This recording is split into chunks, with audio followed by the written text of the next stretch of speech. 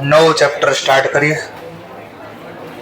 Chapter number 4, inventory stock. Goods બોલો, inventory બોલો કે સ્ટોક બોલો, આ બધાનો મતલબ એક છે. એટલે શું સર, જે વસ્તુનો આપણે બિઝનેસ કરીએ છીએ, જેમ કે સમજવા માટે ટેક્સટાઇલનો બિઝનેસ છે આપણે, તો ટેક્સટાઇલની અંદર કપડું ખરીદવી, કપડું વેચવી એ આપણા માટે ગુડ્સ કહેવાય. ગુડ્સ ન બોલવાય તો ઇન્વેન્ટરી બોલાય, ઇન્વેન્ટરી ન બોલવાય તો સ્ટોક બોલાય.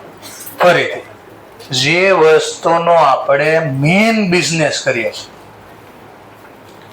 એ વસ્તુને 3 નામમાંથી કોઈ પણ બોલી શકો: ગુડ્સ, ઇન્વેન્ટરી કે સ્ટોક. હવે ક્વેશ્ચન થાય કે બિઝનેસ કેટલા પ્રકારના હોય?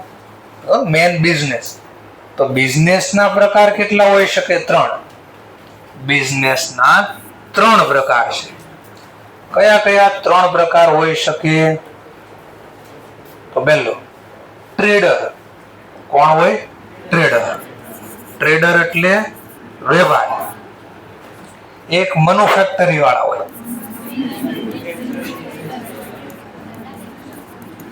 એટલે મેન્યુફેક્ચર.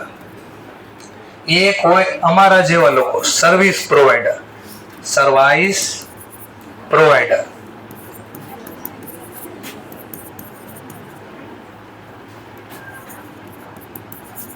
આ નથી આવડતું, આપણે આ 2 શીખવાનું છે. સર આ કેમ નહીં? ચલો, અમે લોકો તમને કઈ ગુડ્સ વેચવી છે તો તમે લોકો અમને ફીઝ આપી, તો બદલામાં અમે ક્યાંક તો આપ્યું હશે ને, વસ્તુ તો આપતા નથી. તો એનો મતલબ નોલેજ આપી. આ નોલેજ એટલે સર્વિસ આપી કહેવાય. શું આપ્યું કહેવાય? સર્વિસ. અને આપણે તો ગુડ્સની વાત કરી, સ્ટોકની વાત કરીએ છીએ. એટલે અમુક લોકો એવો બિઝનેસ કરતા હોય જેમાં ઇન્વેન્ટરીમાં એની પાસે કાંઈ ન હોય, બીકોઝ એ લોકો સર્વિસ આપે છે. સર 2-4 નામ આપો. જેમ કે એડવોકેટ, વકીલ પાસે જાય તો શું કરે? વસ્તુ વેચે નહીં, ક્યાંક ઝઘડો થયો હોય તો આનું સમાધાન કેમ કરવું, કેમ બચવું, એનું નોલેજ આપે. ડોક્ટર પાસે જાવી તો ડોક્ટર પણ આપણને હાથ પૂછે, ક્યાં દુખે? આપણે કે બહુ માથું દુખે છે, બહુ માથું દુખે છે. શું પ્રોબ્લેમ? કે બહુ માથું દુખે છે. તો આવો પ્રોબ્લેમ, તો એ સલાહ આપશે કે કઈ નહીં, બહુ માથું દુખે છે, પેટની દવા આપું છું, સારું થઈ જાય. આપણે કે બહુ દુખે છે, આને માથું કહેવાય? તો ડોક્ટરને ખબર પડી ગઈ મગજ ઠેકાણે નથી, એટલે એને પેટની દવા આપી દીધી આપણને. તો આ લોકો સર્વિસ પ્રોવાઈડર કહેવાય. ફોર એક્ઝામ્પલ, જેમ કે મોબાઈલ તમે વાપરો છો, એમાં કાર્ડ છે, નેટ યુઝ કરો છો, તો કંપની વાળા આપણને સર્વિસ આપે છે. પૈસા આપ્યા 250-300 મહિને જે આપ્યા, તો બદલામાં એ લોકો આપણને કોલિંગ માટેની, નેટ સર્ફિંગ માટેની ફેસિલિટી આપે છે. એ કાંઈ વસ્તુ વેચતા નથી. તો આ બધા કોણ કહેવાય? Service provider. તો આપણે આ ચેપ્ટરમાં આનું ડિસ્કશન કરવાનું નથી. તો વધ્યા 2 લોકો. તો ક્વેશ્ચન થાય, આના માટે ગુડ્સમાં શું હશે, ઇન્વેન્ટરીમાં શું હશે? તો આનું તો મેન કામ હોય. આ 2 વચ્ચેનો તફાવત શું? કોણ ટ્રેડર કહેવાય, કોણ મેન્યુફેક્ચરર કહેવાય? તો ટ્રેડર એને કહેવાય જે ફોર્મમાં વસ્તુ પરચેઝ કરે એ જ ફોર્મમાં વસ્તુ વેચી નાખે. જે ફોર્મમાં વસ્તુ પરચેઝ કરે એ જ ફોર્મમાં વસ્તુ વેચી નાખે, એને ટ્રેડર બોલાય. પછી કાચી વસ્તુ ખરીદે તો કાચા ફોર્મમાં જ વેચી નાખે, તૈયાર ખરીદે તો તૈયાર ફોર્મમાં વેચે. એના રંગ, રૂપ, રંગ, આકાર, કદ એમાં કોઈ ફેરફાર કરે નહીં. એને કોણ કહેવાય?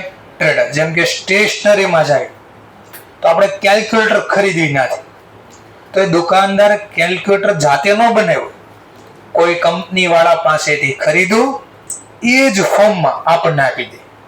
પેન લીધી માની લો, તો દુકાનવાળા પેન નથી બનાવતા, કોઈ કંપનીની પેન ખરીદે, એ જ રંગ, રૂપ, કદ, આકારમાં આપણને પાછી આપી દે. એને કોણ બોલાય? ટ્રેડર. મેન્યુફેક્ચરર કોને કહેવાય? તો એ ખરીદે અલગ ફોર્મમાં, પછીનો રંગ, રૂપ, કદ, આકાર ગમે એ બદલે અને નવા ફોર્મમાં વેચે. એને કોણ બોલાય? મેન્યુફેક્ચર. જેમ કે માની લો ટેક્સટાઇલનો કોઈ બિઝનેસ કરતા હોય તો ટેક્સટાઇલમાં કાપડ ખરીદે, પછી એનો રંગ રૂપ કદ આકાર બદલે તો એ મેન્યુફેક્ચરર કે. પણ કપડું કાચું ખરીદો, ઈ જ ફોર્મમાં કાચું કપડું એટલે યાન, દોરા, યાન ખરીદે, યાન વેચે તો એ ટ્રેડર કહેવાય. પણ યાન ખરીદ્યા પછી એનું રંગ રૂપ કદ આકાર બદલે, કલર બદલે, એની સાઈઝ બદલે, નવો રંગ આપે, નવો આકાર આપે તો એને કોણ બોલાય? મેન્યુફેક્ચરર. એ મેન્યુફેક્ચરિંગ નું કામ કરે છે. તો આના માટે ગુડ્સ ની અંદર શું હોય, સ્ટોકમાં શું હોય, ઇન્વેન્ટરીમાં શું હોય? તો આના માટે એક જ વસ્તુ હોય, એફજી, ફિનિશ ગુડ. શોર્ટમાં એને એફજી બોલે, ફિનિશ ગુડ. તો મેન્યુફેક્ચરર વાળા માટે શું હોઈ શકે ગુડ્સમાં? તો 3 વસ્તુ હોય. એક તો આ લોકો આ બાજુ ખાસ કરે, આરએમડી, ઊંચે લોગ. હા, 2-4 ને તો આઈડિયા છે જમ્યા પછીની જમાવટ. આરએમડી. તો અહીંયા ડી નો કોઈ મતલબ નથી કાઢવાનો, ખાલી આરએમ, રો મટીરિયલ. એટલે કાચો જે માલ ખરીદો ઈ. પછી ઘણીવાર વસ્તુ વર્ષના અંતે તૈયાર થઈ જાય તો એ શું બની જાય? FG, finish goods. પણ ઘણીવાર વર્ષ પૂરું થાય તો હજી કાચી વસ્તુ ન હોય, તૈયાર બી ન હોય, અડધી પ્રોસેસ થઈ ગઈ.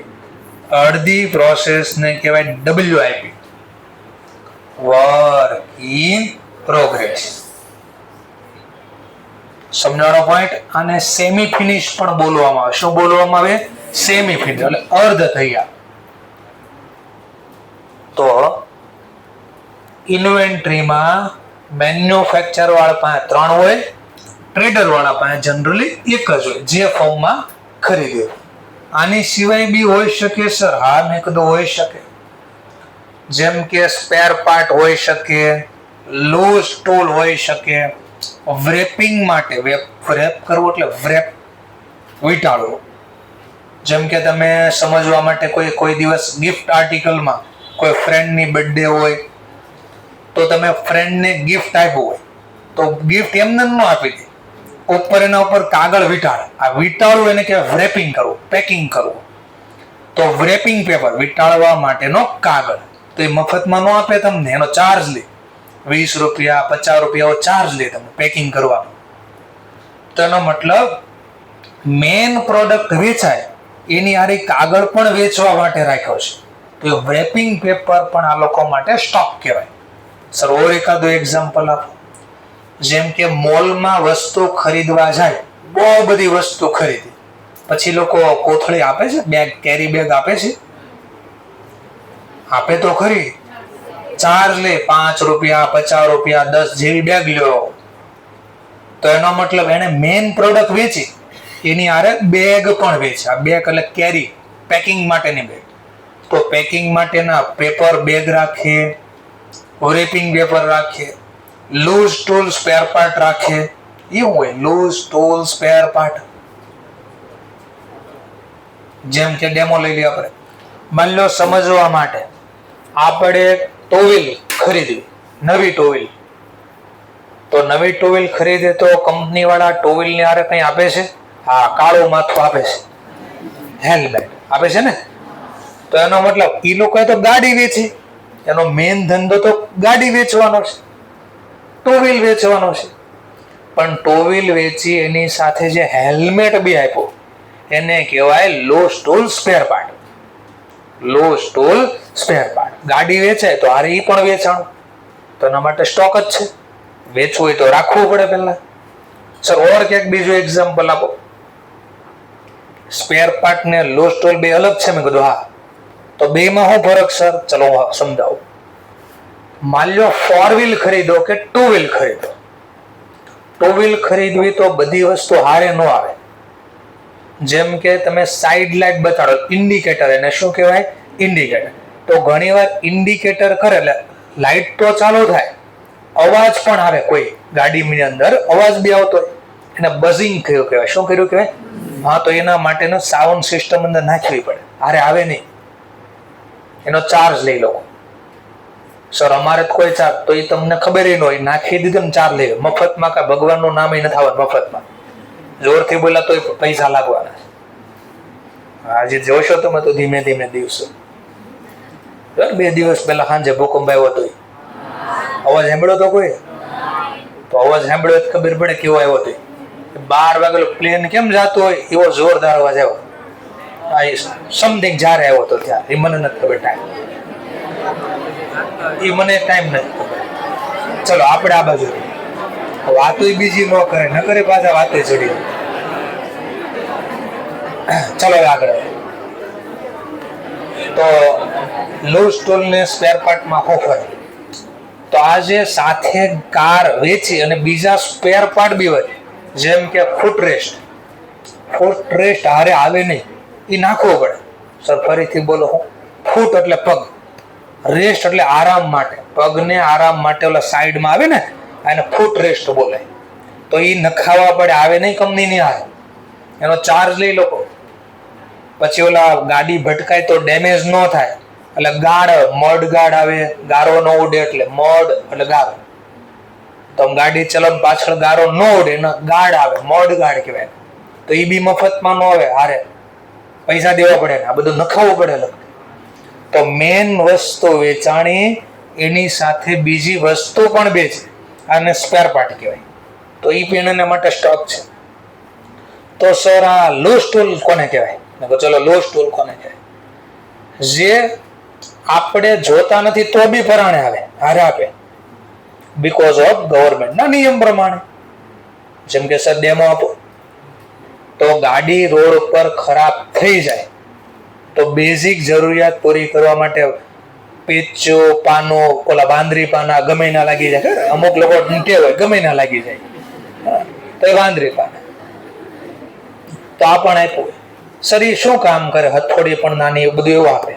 એ 2 કામ લાગે. જો ગાડી બહુ ખરાબ થઈ જાય તો એને રિપેર કરવા, અને કોઈ માણસ ખરાબ થઈ ગયો, ઝઘડો થયો તો એનું માથું ફોડવા, એટલે આપ્યું. ઘણી વાર વધારે માથું ન ફૂટી જાય તો બચવા હેલ્મેટ આપે, તો એ પણ હારે. અને જો માથું ફૂટી ગયું તો હારે ફર્સ્ટ એડ કીટ પણ આપવામાં આવે, જેમાં પાટો બાંધી શકાય ને બધું. તો આ બધા હતા લૂઝ ટૂલ. એનો મતલબ ગાડી વેચાણીને હારે આવે છે, તમારે માંગવું ન પડે, આવે જ હારે. તો આ બધા હતા લૂઝ ટૂલ સ્પેર પાર્ટ. તો આ બી લિસ્ટ મેં તમને આપ્યું છે 111 નંબરના પેજ ઉપર. જેની પાસે મેન્યુફેક્ચરિંગનો બિઝનેસ છે એના પાસે ઇન્વેન્ટરીમાં આટલું હોય. ટ્રેડર વાળા માટે મોસ્ટ ઓફ ફિનિશ ગુડ્સ હોય, કારણ કે જે ફોર્મમાં છે એ ફોર્મમાં આપતા. એક્ઝામમાં પૂછે કે આના માટે શું હોય સ્ટોકની અંદર, ટ્રેડર વાળા પાસે સ્ટોકની અંદર શું હોય, તો એટલી ડિટેલ તમારે આપવી પડે. ચલો વાંધો નહીં.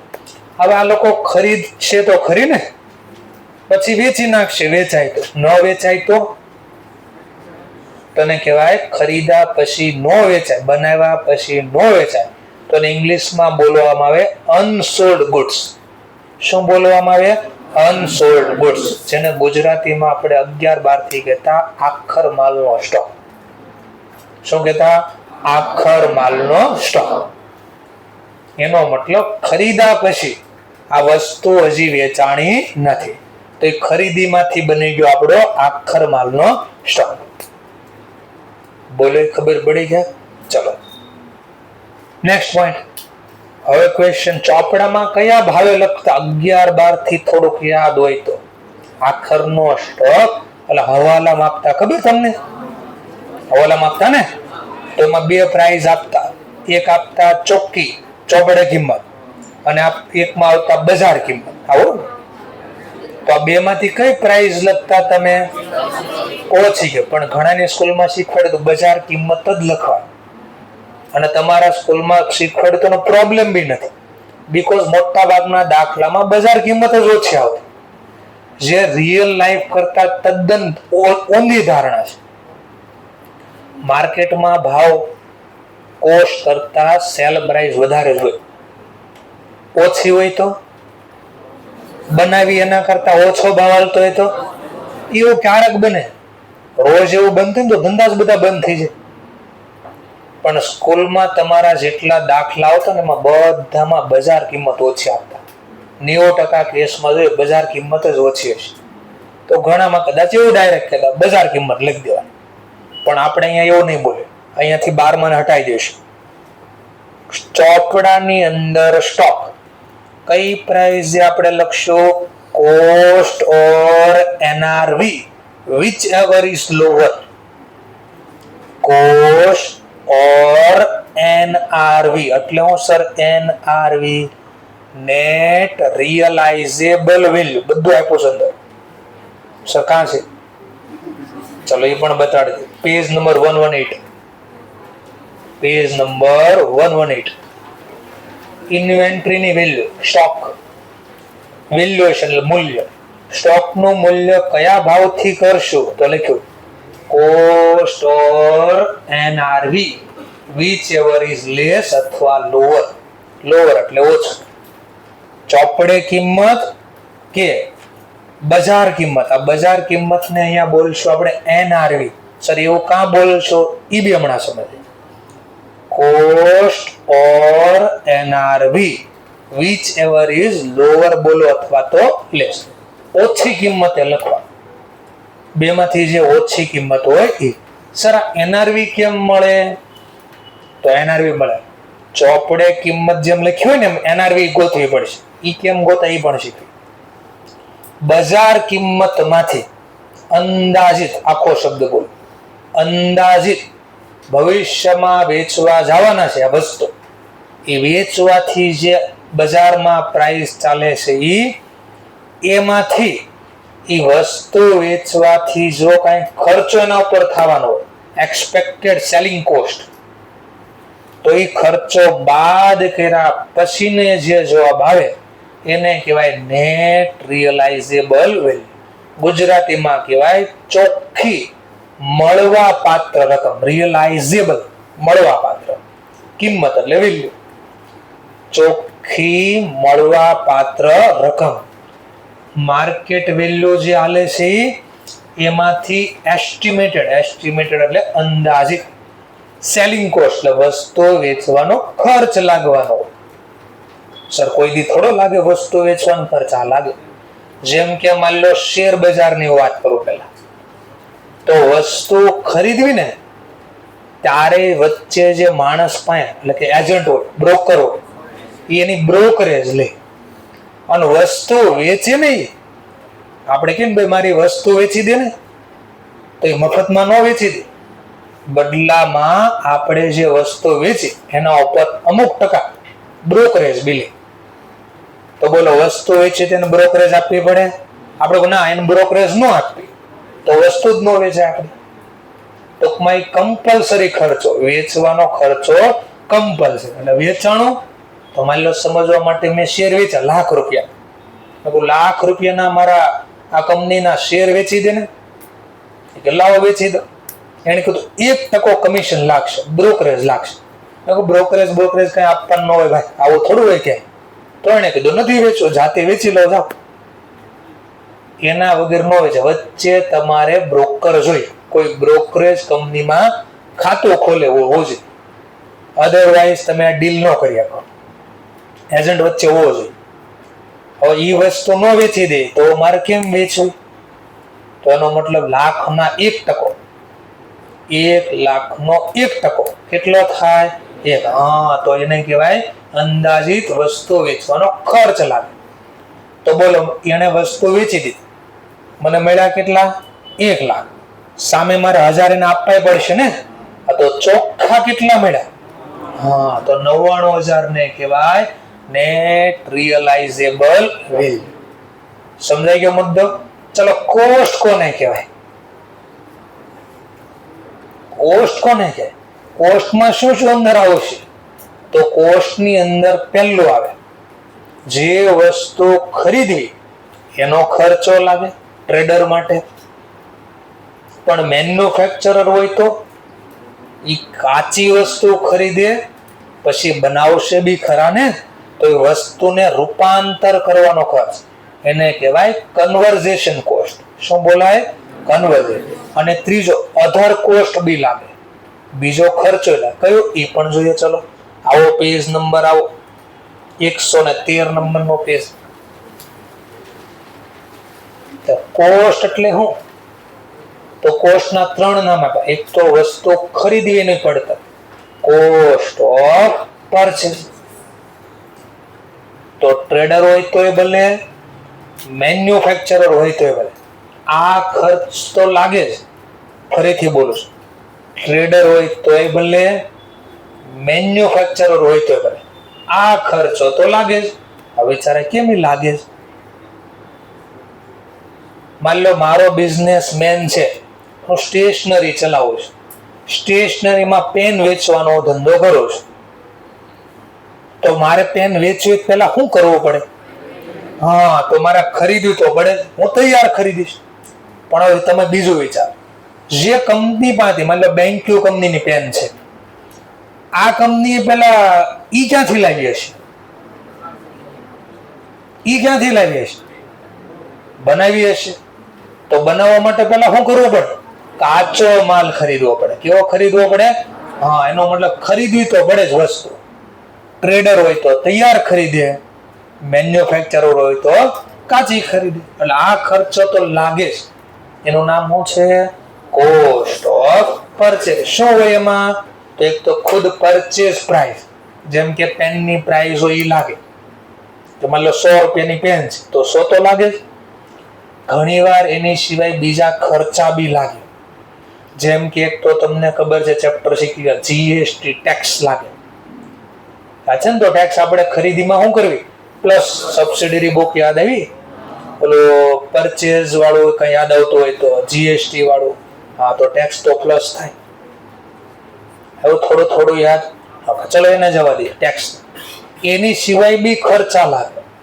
જેમ કે સમજવા માટે ચાઇનાથી મશીન ખરીદ્યું તો રેવન્યુ એક્સપેન્ડિચર, કેપિટલ એક્સપેન્ડિચર એ ક્યાંક યાદ આવશે. હારે તો ચાઇનાથી વસ્તુ બોલો સીધી અહીંયા આવી જશે. શેમાં લાવવી પડશે?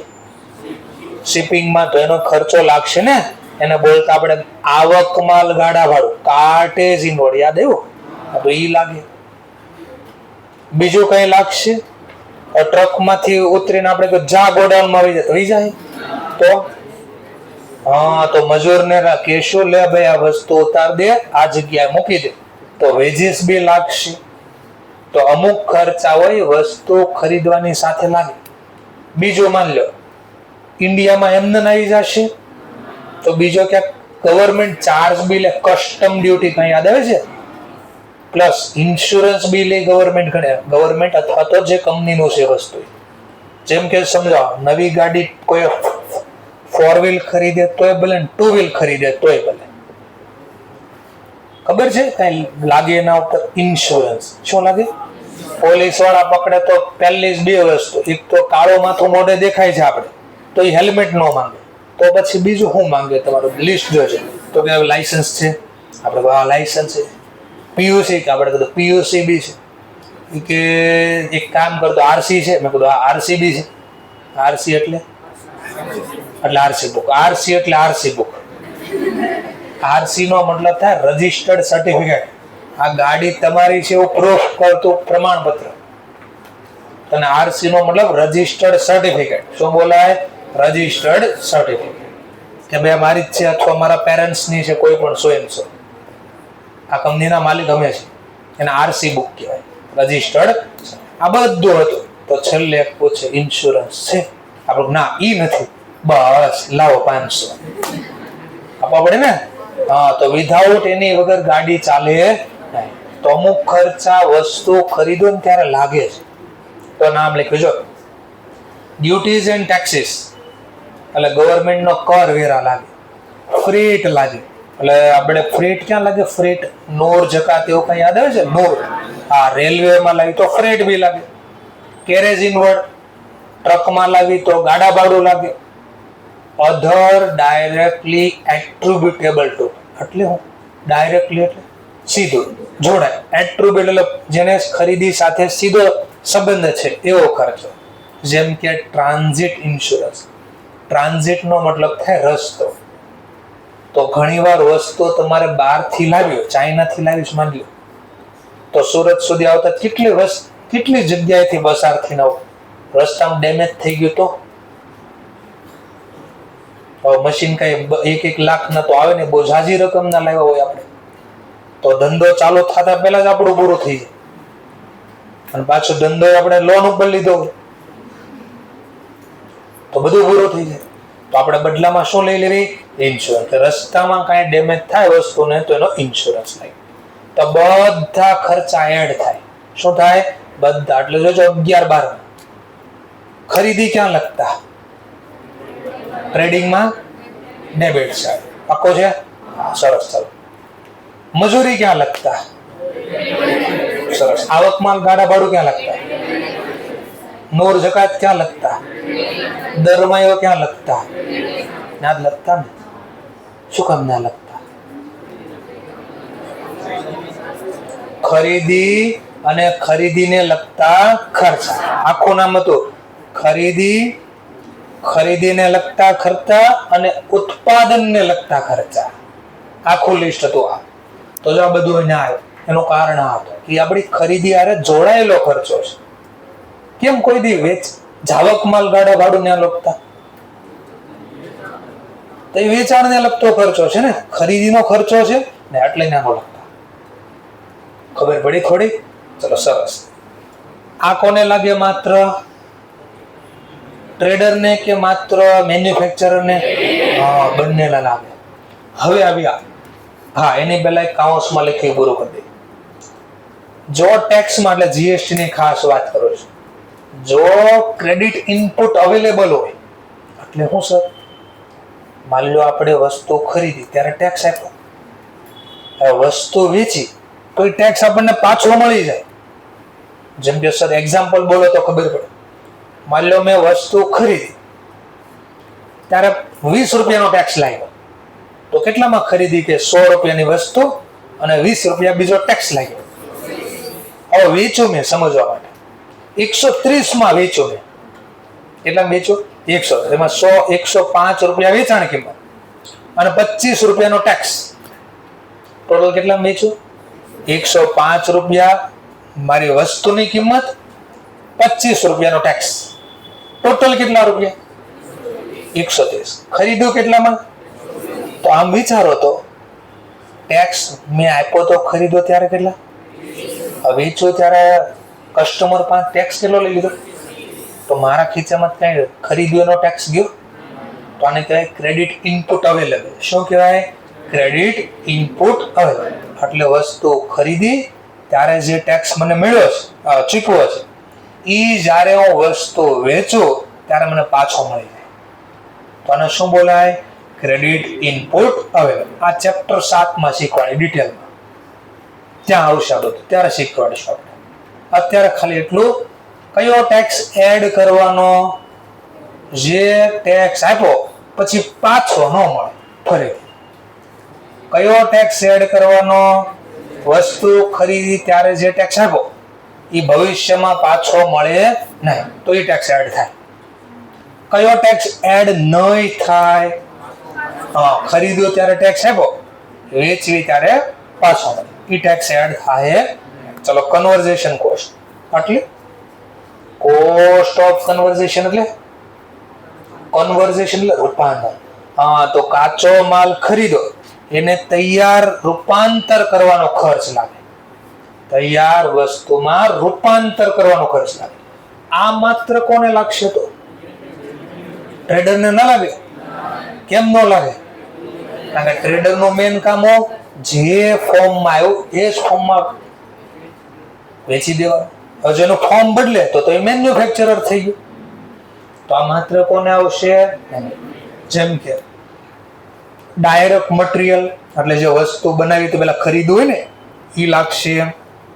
ડાયરેક્ટ લેબર એટલે વસ્તુ મફત તો બનશે નહીં, કારીગરને રાખવા પડશે, તો એને મજૂરી જે આપશું એ.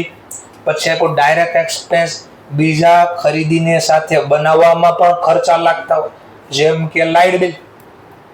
બોલો વસ્તુ બનાવી તો લાઇટ બિલ લાગે કે ન લાગે? ઓબ્વિયસલી. તો એને કહેવાય ડાયરેક્ટ એક્સપેન્સ.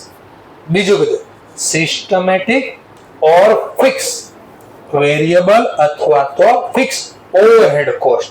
એટલે સર ઓવર એટલે હે ઓકે વધારે. ચલો હેડ એટલે વધારાના માથા દીઠ ખર્ચો લાગે. નહીં અહીંયા એવું આનો ગુજરાતી છે માથા દીઠ. ઓવરહેડ નો અહીંયા મતલબ શું થાય? માથા. સમજવા માટે એક્ઝામ્પલ આપો. માન લો આ ક્લાસ અમે ભાડે લીધેલો સમજવા માટે. જો આ ક્લાસ અમે ભાડે લેવું તો આનું 80,000 આટલાનું ભાડું લાગે. 80,000 રૂપિયા લાગે આટલાનું ભાડું.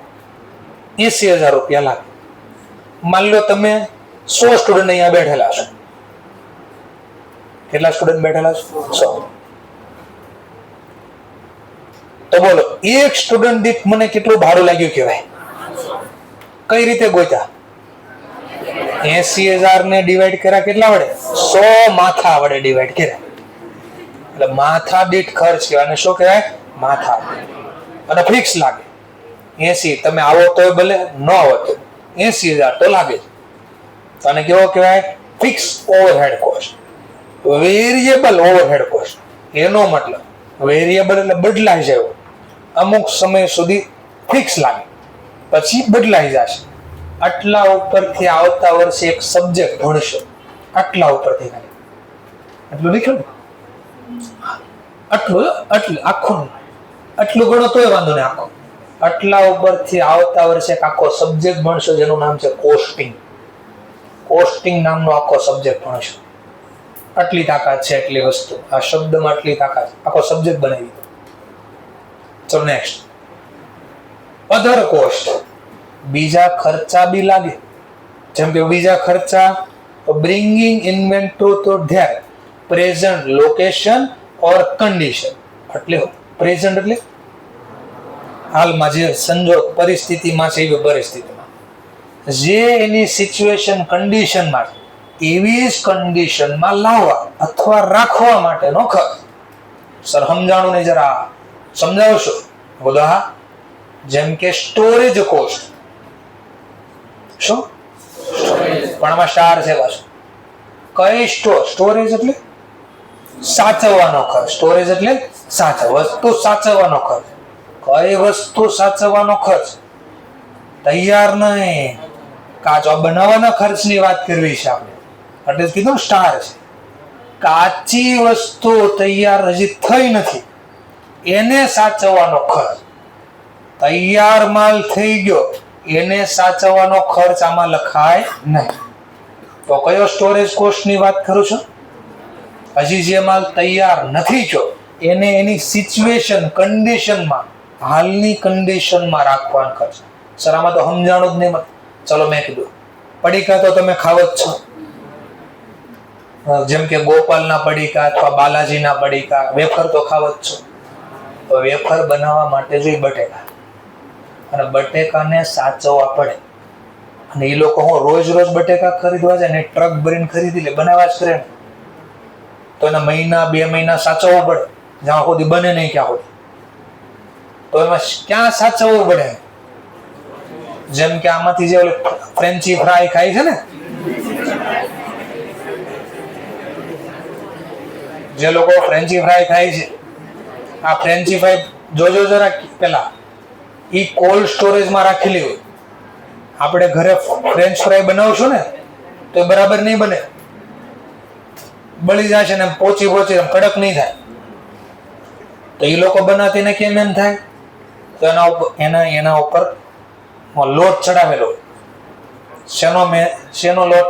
મેંદાનો. કોર્નફ્લોર મેંદાનો લોટ ચડાવેલો. અને એને પછી પાછા અમે એવું જ કરીશું સર, કોઈ વાંધો નહીં, એવું જ કરતા. અને પછી એને કોલ્ડ સ્ટોરેજમાં સાચવે. ખરાબ થઈ જાય તો મહિનો 2 મહિના સાચવે. તો આ વસ્તુ બની નથી હજી, બનાવવા માટેનો ખર્ચ છે તો આ એડ થાય. ક્લિયર થયું? એટલે સ્ટોરેજ કોસ્ટ કન્ડિશન મને હાલની કન્ડિશનમાં રાખવાનો ખર્ચ. Okay sir. આ હું ફિટ માન લો રિલાયન્સ કંપનીની વાત કરું, જે જામનગરમાં ક્યારેક માન લો તમારે જવાનું થાય આપણે ચોરવાડ બજાર. યાદ છે ચોરવાડમાં? મુકેશ અંબાણીના ગામનું નામ ખબર છે? આ તો ઈ જ છે, હું બોલ્યો. તમે અહીંથી જ્યારે 2-4 વર્ષમાં જશો કે કૃષ્ણ ભગવાનના ભગત તો આપણે ખરા જ પાછા. ક્યાં જઈશું? દ્વારકા. દ્વારકાનો નાથ મારો. હા જો ભક્ત તો છે જ આપણે, તો યાદ તો છે જ આપણને ભગત સિંહ. તો જો આપણે દ્વારકા જઈએ તો વચ્ચે પેલા પોરબંદર છે ને, એ પોરબંદર એની વચ્ચે જઈએ ચોરવડ. તો જામનગર ની બાજુનો એરિયો છે, તો ત્યાં જશે રિલાયન્સની ફેક્ટરી છે. સવારના ચાલુ કરો ને, હાથ પડી જાય ને બીજું કોર્નર આવતા, એવડી મોટી ફેક્ટરી છે. તો હું માની લો એ આ સામાન અહીંયાથી ફેક્ટરીમાં બનાવવા નાખો છે, એટલે મશીનમાં, તો ખંભે નાખીને જાય ને, હાલો એક રાત સુધી આંટો મારવી આપણે, કેવું લાગે છે? થયું ઓબ્વિયસલી તો એને ટ્રક રાખવો પડે હેરફેર માટે, તો એનું ફ્રીટ લાગે. મફતમાં તો હેરફેર નહીં થાય. ખરીદવું અલગ, ખરીદ્યા પછી પાછુંની બીજી જગ્યાએ બનાવવા નાખવા એ રાખવું પડે. મોટી મોટી ફેક્ટરી હોય આ લોકોને, બહુ હેવી ખર્ચ લાગે. તો એક્ઝામમાં લિસ્ટ નહીં પૂછે, હા બેઝિક નામ પૂછે કે કઈ કઈ કોસ્ટ એડ થાય, અને બે પૂછે ડિટેલ તો આપણે છાય પૂછીએ. પહેલું શું બોલવાનું? Cost of purchase. બીજું કોસ્ટ ઓફ કન્વર્ઝેશન. અને ત્રીજું અધર. અધરમાં પૂછે તો એની પ્રેઝન્ટ લોકેશન અને કન્ડિશનમાં લાવવાનો ખર્ચ. અને આ પ્રેઝન્ટ કન્ડિશન કઈ વસ્તુને લાવવાનો ખર્ચ? કાચો માલ કે તૈયાર માલ? તૈયાર માલ ને કે પ્રેઝન્ટ લોકેશન કન્ડિશન તો ના પડે, નકો આ એડ નહીં થાય, ના પાડી દેવાનું. સમજાઈ ગયો ટોપિક? ઓકે ચાલો હવે આપણે હવે મુદ્દાઓ પર થોડું સમજવી આપણે. ચલો ધ્યાનથી જોઈએ. માની લો મારી પાસે 100 ક્વોન્ટિટી પડી છે વર્ષના અંતે, એની ખરીદ કિંમત છે 50 રૂપિયા. બોલો આની પ્રાઇસ બોલો કેટલા રૂપિયાની વસ્તુ થાય? 5000 ની થઈ જાય. ચલો આની એમપી મધ્યપ્રદેશ લોકો છે, મધ્યપ્રદેશમાં લોકોની પ્રાઇસ છે, માર્કેટ પ્રાઇસ છે આની 55 રૂપીસ. ચલો તો ચોપડામાં હું કયા ભાગે લખવાને? તો cost or NRV whichever is lower. NRV નો મતલબ માર્કેટ પ્રાઇસ છે, સેલિંગ પ્રાઇસ. બોલો કોણ ઓછો છે? કેટલા રૂપિયા છે? તમારે 5000 લખાય. બટ આમ હોત તો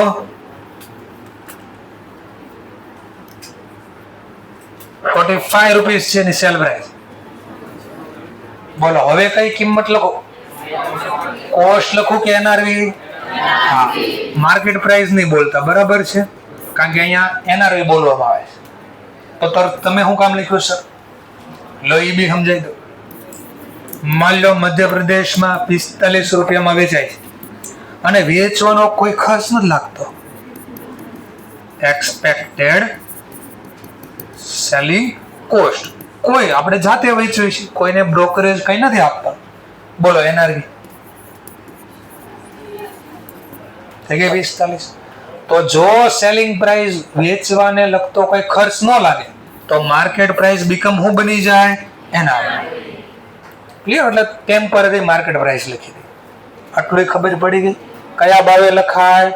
cost or NRV whichever is lower. Okay. But મારો પહેલો ક્વેશ્ચન, આ કઈ રીતે ગોત્યા? એ તો એક્ઝામમાં આપ્યું હોય છે, તો કોઈક દીક વિચારવું હોય કે આ એક્ઝામમાં આપ્યું કઈ રીતે છે. સર ડેમો આપો. હું કહો છો સમજાતું જ નથી. લો ડેમો આપો છો. 4/1/2005 ના રોજ માન લો 1000 ક્વોન્ટિટી ખરીદી હતી 35 રૂપિયાના પ્રાઇસમાં. 10/1/5 ના રોજ 1500 ક્વોન્ટિટી ખરીદી. માન લો સમજવા માટે 40 રૂપિયાના ભાવ. 15/1/5 ના રોજ 2500 ક્વોન્ટિટી ખરીદી 45 રૂપિયાના ભાવ. અને છેલ્લી 20/1 ના રોજ 500 ક્વોન્ટિટી ખરીદી 50 રૂપિયાના ભાવ. બોલો ટોટલ ક્વોન્ટિટી, બધા ટોટલ ક્વોન્ટિટી 2,00,000. ક્વોન્ટિટી. હા, ઓનલી ક્વોન્ટિટી. કેટલી ક્વોન્ટિટી ખરીદી? 55. અને આ ભાવની ખરીદી. આનો ગુણાકાર આપો જરા. 35,000. આનો ગુણાકાર આપો 60,000. ચલો આનો ગુણાકાર આપો જરા. 1,12,500. બોલો કેટલા? 25,000. ઓકે, ચલો હવે સમજવા માટે સરવાળો બી એકવાર આપી દો. 2 લાખ. એક મિનિટ હું ચેન્જ કરી દઉં થોડું. આ 55 રૂપિયા, 500 ગુણ્યા 55, 27. હવે સરવાળો આપી દો. 2,35,000. ઓકે, ચલો હવે હું કહું છું તમને સમજવા માટે. મેં આમાંથી 4800 ક્વોન્ટિટી વેચી કાઢી, સેલ કરી નાખી. આ ખરીદી કરી.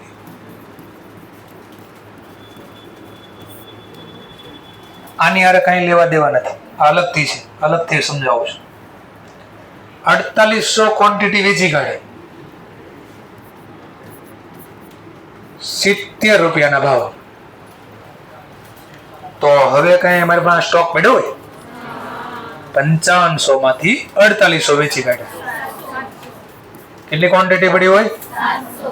ચલો આ 700 ક્વોન્ટિટીની મને કોસ્ટ આપો.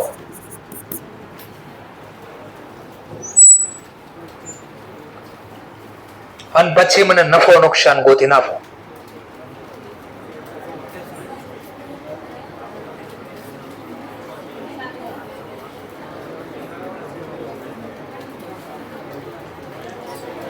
ફેન બંધ કરવો છે.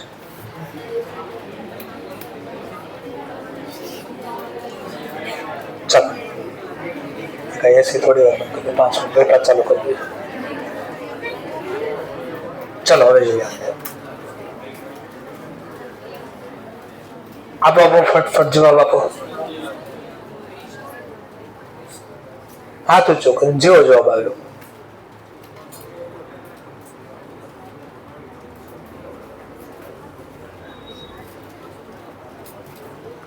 ક્યારેક તો 11, 12, 2 વર્ષ ભણ્યા તો ક્યારેક તો ક્વેશ્ચન થવો જોઈએ કે આ કોર્સ ક્યાંથી ગોતી નહીં પીણે.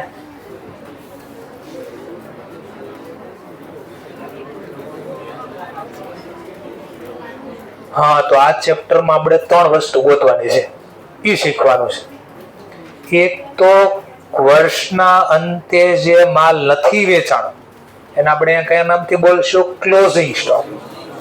વર્ષના અંતે એટલે ક્લોઝિંગ, નથી વેચાણો એટલે સ્ટોક. જે માલ નથી વેચાણો, કેટલો નથી વેચાણો? આ કેટલા રૂપિયાના ભાવનો હોય, એક આ ગોતતા શીખવાનું છે. બીજું, જે માલ વેચાઈ ગયો, ઓર સમજવા, માલ લો 70 રૂપિયા વેચી પેન, બોલો કેટલો નફો? હે કહું તો છું 70 માં વેચી. હું પૂછું છું અને પડતર કેટલી? આનો મતલબ કહેવાય COGS, cost of goods sold. Cost of goods sold. Sold એટલે વેચાઈ ગયું, કોસ્ટ એટલે પડતર, ગુડ્સ એટલે વસ્તુ. જે માલ વેચાઈ ગયો એની પડતર, કારણ કે પડતર ખબર હશે તો નફો નુકસાન મળશે. તો જે માલ વેચાઈ ગયો એની પડતર કેટલી? તો એક આ ગોતવાનો છે. બીજો ગોતવાનો જે માલ નથી વેચાણો એની પડતર કેટલી, અને ત્રીજું જે માલ વેચાઈ ગયો એમાં નફો કેટલો થયો. તો મેન 3 વસ્તુ આ ચેપ્ટરમાં ખાસ આપણે શીખવાની. તો ક્વેશ્ચન સમજાય ને શું થવાનું છે? તો તમે જાતે ક્વેશ્ચન બનાવ્યો. મેં કીધું 70 માં વેચી, તો તમે હું પૂછો? પડતર. હા તો આ કેમ ગોતી હવે આ શીખવાડશે. એટલે ક્વેશ્ચન છો એનો આન્સર મળશે. ઓકે ચલો તો હવે ગોતવાની રીત છે. જો આ બધી બહુ બધી રીત હશે આપણી પાસે. ફોર્મ્યુલા આપ્યા છે, F1 રેસ ના છે. ફોર ડિટરમાઇન, જેને ખબર હોય એને દાતા, ન ખબર હોય એને ખબર ન પડે. Formula four determine. ડિટરમાઇન એટલે સાબુ. ડિટર્જન્ટ. ઓકે, આ તો ડિટરમાઇન છે. ડિટરમાઇન એટલે નક્કી કરવું. કોસ્ટ ઓફ ઇન્વેન્ટ, સ્ટોકના મૂલ્ય નક્કી કરવાની રીત કેટલી મેથડ છે. ફોર્મ્યુલા એટલે મેથડ. તો મેન બે ટેકનિક છે. એક હિસ્ટોરિકલ કોસ્ટ મેથડ, એક નોન હિસ્ટોરિકલ કોસ્ટ મેથડ. એટલે હું સર હિસ્ટોરિકલ કોસ્ટ મેથડનો મતલબ જેની આપણી પાસે બિલ છે અને બિલની રીતે ગોતવું છે. વસ્તુ ખરીદવાનું બિલ હોય ને, તો એક રીતનું નામ છે હિસ્ટોરિકલ કોસ્ટ મેથડ. એટલે જે વસ્તુ ખરીદી એના આપણી પાસે બિલ પડ્યા છે, એ બિલના આધારે શીખવું છે આપણે. બીજાનું નામ છે નોન હિસ્ટોરિકલ કોસ્ટ મેથડ. એટલે ખરીદીનું બિલ તો છે, પણ મારે એની રીતે નથી ગોતવું, અલગ રીતે ગોતવું છે મારે. કઈ રીતે શીખશું આપણે? પેલા બે નો મતલબ સમજણો. હિસ્ટોરિકલ કોસ્ટ મેથડ એટલે આપણી પાસે બિલ છે એને ધ્યાનમાં લઈને ગોતવું છે. નોન હિસ્ટોરિકલ નો મતલબ બિલ તો છે, પણ આપણે એને ધ્યાનમાં લેવું, અલગ રીતે ગોતવું છે આપણે. ચલો પેલા બિલની રીતે વાત કરીએ. બિલને રીતે ગોતવાની પાછી અલગ અલગ રીતે છે. હવે એના માટે પાછી જોવું પડે કે વસ્તુ છે આપણી પાસે એ કેવા પ્રકારની છે. ઇન્ટરચેન્જેબલ છે કે નોન ઇન્ટરચેન્જેબલ છે. આપણી પાસે જે વસ્તુ છે કોસ્ટ પ્રમાણે ગોતી છે, પણ એ વસ્તુ છે કેવા પ્રકારની છે. ઇન્વેન્ટરી એટલે સ્ટોક, ઓર્ડિનરી એટલે સામાન્ય રીતે. ઇન્ટરચેન્જેબલ છે કે નોન ઇન્ટરચેન્જેબલ છે. સર એટલે હું ઇન્ટરચેન્જેબલ નો મતલબ થાય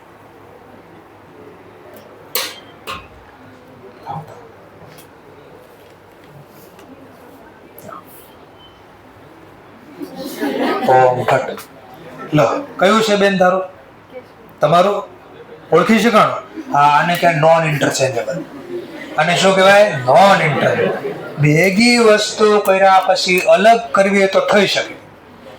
વસ્તુ ભેગી કર્યા પછી અલગ કરવી હોય તો થઈ શકે. એને કહેવાય નોન ઇન્ટરચેન્જેબલ. શું કહેવાય એને? નોન ઇન્ટરચેન્જેબલ. જુઓ ઓમ ભટ્ટ, બોલો કયું છે તમારું? ખબર ન પડી. હવે ખબર ન પડી કયું આપણું હતું કયું કોનું હતું. એનો મતલબ વસ્તુ ગોડાઉનમાં ભેગી થઈ ગઈ પછી ખબર ન પડે આ કઈ હતી તો બિલ કેમ કામ કરશે? શું બોલો? કઈ ખબર પડે? હા, તો આને કહેવાય ઇન્ટરચેન્જેબલ. આને શું બોલાય? ઇન્ટરચેન્જેબલ. આ નક્કી કરજો.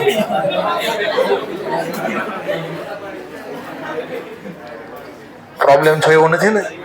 તો હું પાછો આપી બીજું નવો. આપણે બહુ બધા પડ્યા નીચે. ચલો, તો એક વાર વસ્તુ ભેગી થઈ જાય પછી અલગ ન થાય તો એને કેવી કહેવાય? ઇન્ટરચેન્જ. અને ભેગી કર્યા પછી અલગ ન થાય તો એને કહેવાય નોન ઇન્ટરચેન્જેબલ. આટલું ખબર પડી ગઈ? આની અંદર એક જ મેથડ. નોન ઇન્ટરચેન્જેબલમાં કેવી મેથડ? એક જ મેથડ, સ્પેસિફિક આઈડેન્ટિફિકેશન મેથડ, જેનું નામ શું છે? Specific identification method. Sir demo. આપણે એકવાર નાના હતા ને? નાના તો હતા. તો આપણને સ્કૂલમાં બાળ મંદિરમાં મૂક્યા હતા, તો આપણને ક્યાં કઈ લગાડી દેતા, બિલ્લા લગાડી દેતા, યાદ હોય તો લગાડી દેતા ને? તો એ બિલ્લા ક્યાં લગાડતા? એ બિલ્લા કેમ લગાડતા? હા, જેને તમે આઈ કાર્ડ બોલો છો, I card. A I card નો મતલબ છે આઈડેન્ટિફિકેશન કાર્ડ. એ તમે જે બોલો છો ને આઈ કાર્ડ, એ આઈ નો મતલબ હતો આઈડેન્ટિફિકેશન. આઈડેન્ટિફિકેશન એટલે હું કોણ. કારણ કે નાના હતા તો આપણે પૂછે, એમાં એક તો સ્કૂલે જવું ન હોય, પરાણે મોકલા હોય, અને એમાં શિક્ષક પૂછી લે, બોલજે કે તું કોણ, તો અંદરથી અવાજ ન નીકળે. હવે બીજી તકલીફ થાય. માની લો સ્કૂલની અંદર બ્રેક પડે, રિસેસ પડે, એમાં જે સ્ટાર્ટિંગમાં અથવા વોશરૂમમાં જાય. બાળક ક્લાસમાંથી નીકળી તો છે, નાનો એવો છે, બાળ મંદિરમાં છે, 4-5 વર્ષનો છે, બહાર તો નીકળે છે, વોશરૂમમાં પહોંચી બી જાય માની લો, પણ એકાદું બાળક એમાં ખબર હોય તો ખાસ કરીને લાઈનમાં જ મોકલે, 4-5 સ્ટુડન્ટ હારે મળે, હાથ પકડીને કાંઈ લાઈનમાં દોડતું જાય, બરાબર, ગમે હાથ રાખી જાય, રેલગાડી બનાવી દે, પાછળ જઈ આપે, આવું થતું. પણ એકાદું બાળક તો એમાંથી અલગ રહી જ જાય. હવે અલગ રહી ગયું ને જે બાળક, હવે એને હજી વાંચતા લખતા તો આવડતું ન હોય, અને ક્લાસ બધા ખરખા જ હોય, ક્લાસ બધા સરખા જ હોય, બાળ મંદિરના કે પહેલાના જે હોય, ઉપર નંબર લખે એટલું જ ખાલી અલગ હોય. તો એ બાળકને ખબર ન પડે મારો ક્લાસ કયો છે, અને બોલતા તો હજી આવડતું જ ન હોય. એટલા માટે એને અહીંયા આઈ કાર્ડ એટલે સ્પેસિફિક આઈડેન્ટિફિકેશન મેથડ, અને શિક્ષક પણ હજી બધા બાળકને ઓળખતા ન હોય, પહેલા 2-4 દિવસ હજી બધા બાળકને નામથી બી ન ઓળખતા હોય કે આ મારા ક્લાસનું બાળક છે કે નહીં, ખબર ન પડે. એટલા માટે એને શું આપ્યો? Specific identification. સમજાઈ ગયો ને મુદ્દો? હા, તો એને સ્પેશિયલ આપી છે, પણ બધા એ ખરખા. ચાઇના વાળાને તમે જોજો, તમને બધા હરખા જ લાગશે, ખબર જ ન પડે કોણ કોઈ છે. બધા હારે રહેતે ને તો આપણને ન ખબર પડે, કારણ કે એ બધા સેમ લાગે, એક સરખા લાગે. ચલો, ઇન્ટરચેન્જેબલ, હરખા છે બધા, તો એનો મતલબ એને ગમે એ પ્રાઇઝ આપો એને કઈ ફરક પડવાનો નથી. પણ માની લો આપણા મમ્મી આપણને લેવાનું, શિક્ષક બીજાનો બાળક આપી દે, આપણને બીજાને આપી દે, લઈ જાય કોઈ દી નહીં. તો એનો મતલબ ઇન્ટરચેન્જેબલ નથી, ઓળખી શકે ભાઈ આ ભાઈ અમારું જ બાળક છે, આ અમારું બાળક નથી. તો થોડુંક સમજાય છે ને મુદ્દો શું કહેવા માંગુ છું? તો ઇન્ટરચેન્જેબલ નો મતલબ ભેગો થઈ પછી અલગ ન થાય. ઇન્ટરચેન્જેબલ નો મતલબ, નોન ઇન્ટરચેન્જેબલ નો મતલબ ભેગો કર્યા પછી અલગ કરવો થઈ શકે. ઓર એક ડેમો સમજવા માટે આપણે 3 જગ્યાએથી સમજવા માટે ડેમો આપો છો. માની લો એક જગ્યા ઉપરથી દુકાને બોર્ડ માર્યો તો કે બહુ સસ્તા ભાવે ખાલી કરવાનો ભાવ. કોણ ખાલી થઈ મને ખબર, એમ લખ્યું તો ખાલી કરવાનો ભાવ. એટલે મેં માની લો સમજવા માટે 1 કિલો ખાંડ લીધી, બહુ સરસ હતી ખાંડ, મોટી લઈ લીધી. બીજી દુકાને ગયો તો ત્યાં બી સરસ હતી, તો ત્યાં બી લઈ લીધી. પેલી દુકાને લીધી ના 50 રૂપિયાની પ્રાઇસમાં, બીજી દુકાને લીધું ના 30 રૂપિયાની પ્રાઇસમાં આપ્યું, ચોથી દુકાને લીધું ના ત્રીજી દુકાને લીધું ના 40 રૂપિયાની પ્રાઇસ. અમે 3 પડીકા પેકેટ અલગ રાખ્યા, ઘરે ગયો મૂક્યા પેકેટ. હવે ભૂલથી જોયું કે શું છે ખાંડ, તો ખાંડ તો કરી દીધી ભેગી. હવે મેં કીધું ચલો 40 વાળી ખાંડ અલગ કરો, ખાય અલગ, બિલ છે, અરે બિલ છે 40 નું બિલ છે, થાય અલગ નહીં. એટલે બિલ તો છે પણ એ બિલ અહીંયા કામ ન કરે. કેમ કામ નહીં કરે? કારણ કે બધું થઈ ગયું ભેગું. તો બિલ તો છે પણ આમાં કયું બિલ કઈ વસ્તુનું છે ઓળખી શકાતું નથી. તો એના માટે કઈ મેથડ અપનાવવામાં આવશે? ઇન્ટરચેન્જ. એના માટે ફીફો લીફો અને એવરેજમાં 2, સિમ્પલ એવરેજ, વેઇટેડ. ફીફો લીફો, ભાભો નથી, ફૂફા નથી, આ 2 અલગ છે. તો લીફો ને ફીફો નો મતલબ ફર્સ્ટ ઈ ફર્સ્ટ આઉટ, લીફો નો મતલબ લાસ્ટ ઈ ફર્સ્ટ આઉટ. એટલે સર હું લો એટલે જો ગોતી દે રફલી લો ક્વેશ્ચન. માની લો ફીફો મેથડ હતું, FIFO method first in first out. જો પહેલા કયો માલ ખરીદ્યો હતો? ચાલે, પણ કઈ ક્વોન્ટિટી બોલો? ક્વોન્ટિટી કેટલા વેચવા છે મારે? ટોટલ વેચવા છે કેટલા? જે માલ પહેલા હોય ને પહેલા વેચાય. તો આ ગયા ને. ચલો 4800 માંથી 1000 આપી દીધા, હજી કેટલા બાકી? તો પછી કોણ અંદર આવ્યા હતા? તો 1500. આ બી ગઈ. હજી કેટલા બાકી? 4800 વેચવા છે, આટલા હજી વેચાણ. હજી કેટલી ક્વોન્ટિટી બાકી? તો આમાંથી મેં 2500 માંથી 2300 ક્વોન્ટિટી આપી દીધી. 25 માંથી કેટલી આપી દીધી? 23. બાકી કેટલી રહી? 200 ને છેલ્લે 500 પડી હતી. 200 અને 500. 500 ની પ્રાઇસ સમથિંગ 55 હતી. એનો ગુણાકાર કરી દો, 500 ગુણ્યા 55, અને 200 ની પ્રાઇસ સમથિંગ 45 હતી. એનો ગુણાકાર કરી દો અને કરી દો બેનો સરવાળો. હા, તો 700 ની ક્વોન્ટિટીની પ્રાઇસ મળી ગઈ તમને. કેટલી થઈ ગઈ? બેનો સરવાળો 36,500. આમ ગોતું. સમજાઈ ગયો મુદ્દો? આને કહેવાય ફર્સ્ટ. ફર્સ્ટ લીફોમાં ઉલટું હોય.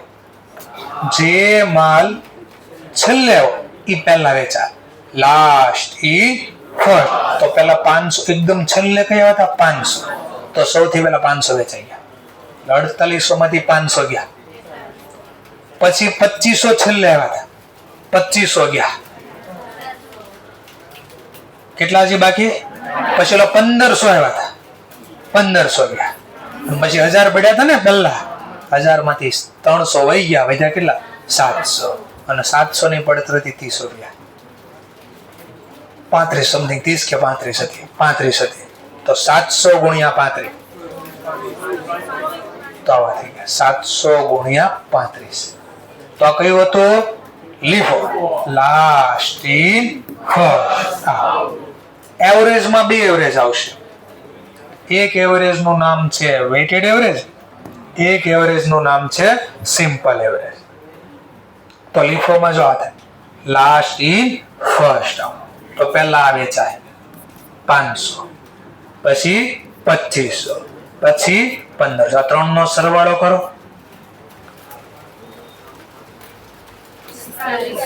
આપણે વેચવા છે કેટલા? હજી કેટલા ઘટ્યા? હા, તો આમાંથી 300 વેચાઈ જાય તો વધ્યા કેટલા? 700. અને પડતર તો ખબર જ છે. સમજાઈ ગયો પોઈન્ટ? હા, તો લીફો ફીફો આ રીતે ગોતવાનું છે આપણે. અને આના લગતે ક્વેશ્ચન સોલ્વ કરવાના છે આપણે. તો આવતીકાલે ત્યાંથી શરૂઆત કરીશું. Thank you very much.